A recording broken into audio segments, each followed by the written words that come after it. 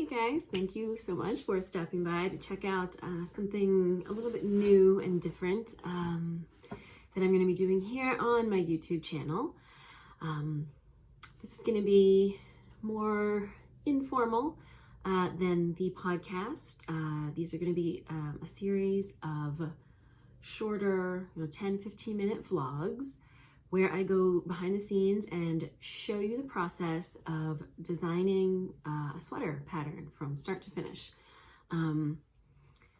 Earlier this year, I did the Knit Design in Time experiment where I found out how long it actually took to design a sweater, which I personally found valuable. I don't know if you found interesting, but this is actually going to look a little bit more at the process of designing a sweater. I just thought it would be fun to document sort of the process of designing a sweater pattern, and then it gives you guys an opportunity to get a peek behind the scenes and also just to see how much work goes into a sweater pattern. So with all of that said, let's go ahead and jump right in. I get inspiration from different places. Sometimes it's just like a random photo or something, a graphic motif or something that I might see somewhere, but sometimes it actually is another article of clothing. So in this case, what I want the first sweater pattern for me for 2020 to be was inspired by a sweater that I happened to see somebody wearing at Ollie's Speech Therapy. And I'm not trying to recreate it, but I'm trying to take some of the elements from it that I like and put my own spin on it. So I don't usually print out my inspiration photo, but for the purposes of this vlog, I did. So this is a photo of the sweater in question. And so what you can see is this is knit in what looks like garter stitch, but it's knit side to side. So that is the first element from this that I am going to be trying to mimic in this sweater pattern. So it's going to be a garter stitch sweater that's knit side to side.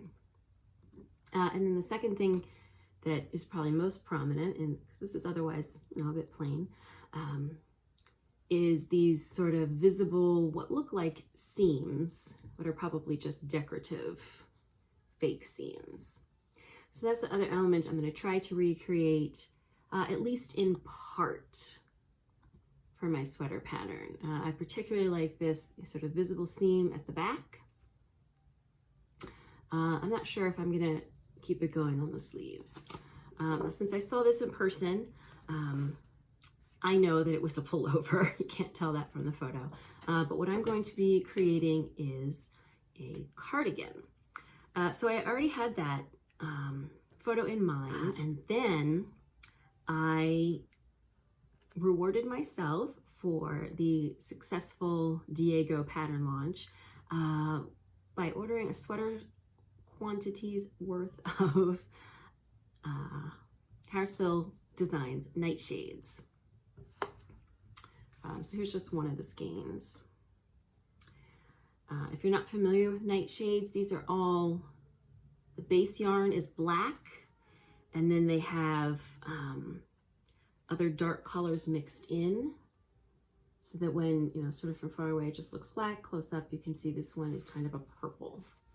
And this one is called Talk Radio. Sure, why not? And these are Cormo wool, which I love. I love Cormo. You can see maybe they've got a little bit of texture, so it's kind of rustic. And these are a worsted or worsted-ish weight. Let's see. I got this yarn for myself, and what I did was I ordered 4 different shades. This one is reddish. This one is purple. This one is sort of a dark blue navy. And then the last one is a bit teal looking. So I got 4 shades. I wasn't 100% sure what I was going to do with it, but once it arrived, I thought I could fade the colors into each other because they're so, when you look at them as a whole, they're pretty close. You can see slight variations, particularly with this lighting, but they definitely all sort of work together. And I thought I would fade them into each other for some kind of project. And then I remembered this photo. And I thought, what if I fade them into each other in this design? Since it's simple garter stitch, for the most part, that's a really good canvas just to kind of play with. It'll really let the color distinctions shine through. So that's where I landed, is that I was going to use, I swear that I bought this for myself to knit a selfish sweater, but once it was here and I got that idea in my head, I couldn't let that go. So that is the plan. And from there, I sketched out a sweater. To be honest, this is not a great set of sketches. I'm working on improving them. So you can see a little bit. This would be the back. This is the front.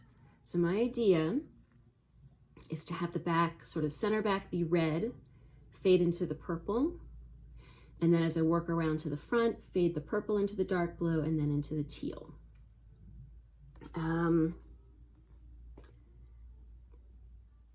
So that's the plan. So the first step is always swatching. Even for garter stitch,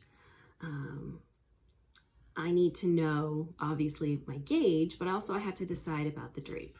So I have swatched, or I've done one swatch, and I'll give you guys a peek at that. I used the redder yarn for this. And it's just a plain little square of garter stitch. Now, generally speaking, it looks fine. It's a little dense. Now, if I were going to knit the sweater like you normally would, top down or bottom up, the weight of the sweater would pull this open a little bit more and I'd be less concerned about that. But in this case, I'm going to be knitting this sweater side to side. So there's not going to be that weight to open it up more.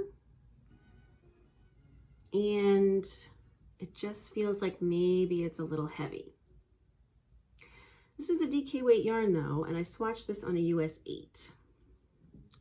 And this has been washed and blocked. I didn't do a whole lot of stretching when I was blocking. Certainly I could stretch a little bit more, perhaps. So I'm not 100% sold on what needle I'm going to use. This just seems a little bit stiffer than perhaps I want. However, US 8 is really like the largest needle I like to work on. I really don't like knitting on any needles that are bigger than that. But if I decide that this fabric is not going to work for me, then I'm going to have to go up to at least a 9. So I'm a little bit torn on that, and that's going to be sort of the next step in my decision-making process. So that is where I am right now. The very first part of this process to design this, hopefully, sweater for 2020. I'm looking at this photo.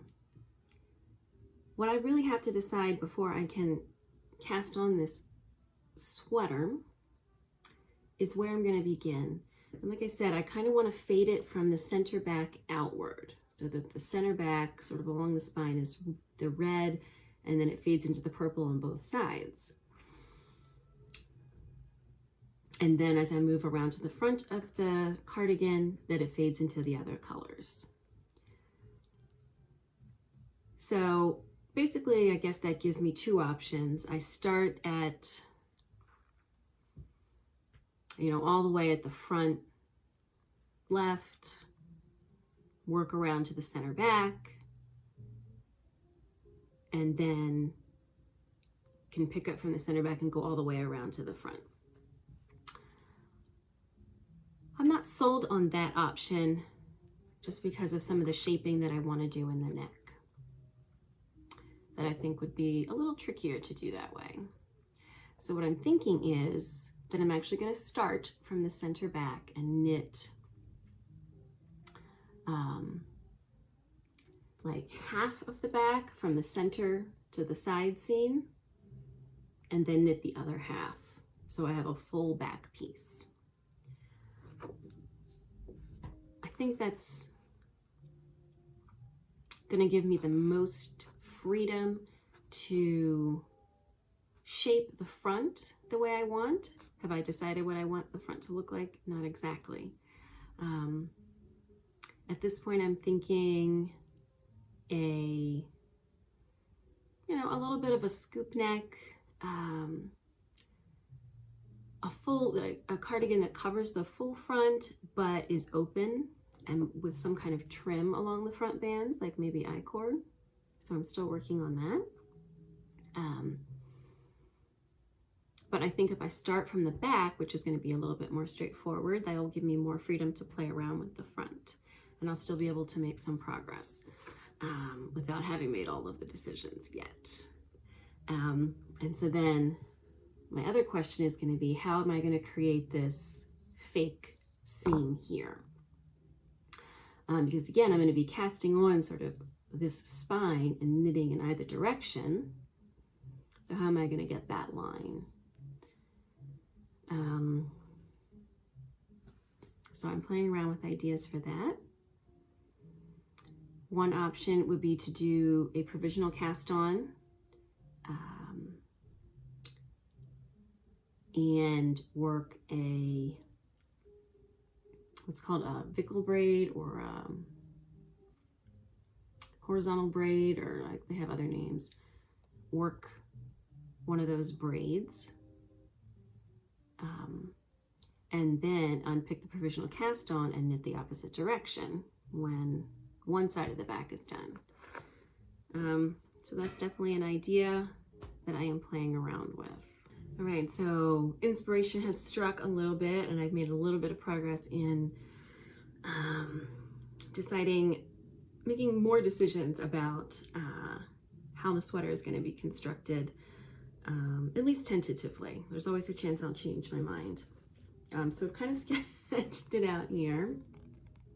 I don't know if this is legible for you or really very useful at all.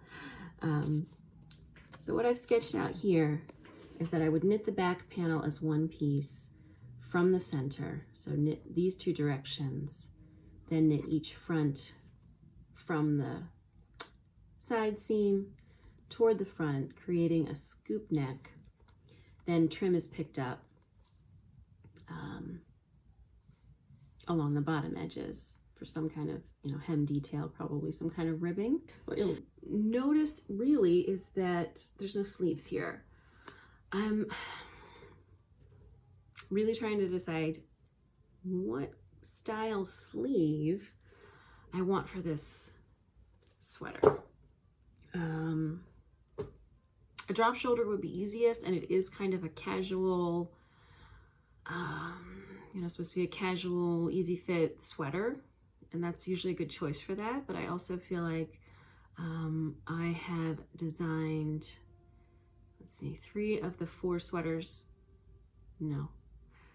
4 of the 5 sweaters that I designed in 2019 are drop shoulders. It's definitely not going to be a raglan. I can kind of tell that from the way it's constructed. But trying to design a set-in sleeve would be really tricky because there's just a lot of armhole shaping that would have to go on while knitting side to side that would be kind of a pain. So if you're knitting side to side, let's say you're knitting, let me just hold up my swatch. So if you're knitting side to side and you need to create an armhole here, you can't, what you would normally do is decrease and create a curve. You won't be able to do that here. What I would have to do is bind off, like at the ends, and it doesn't sound very fun or easy. And I really want this to be a more casual sweater. So it's looking like sort of by default, it's going to end up being a drop shoulder. I'm just sort of thinking out loud.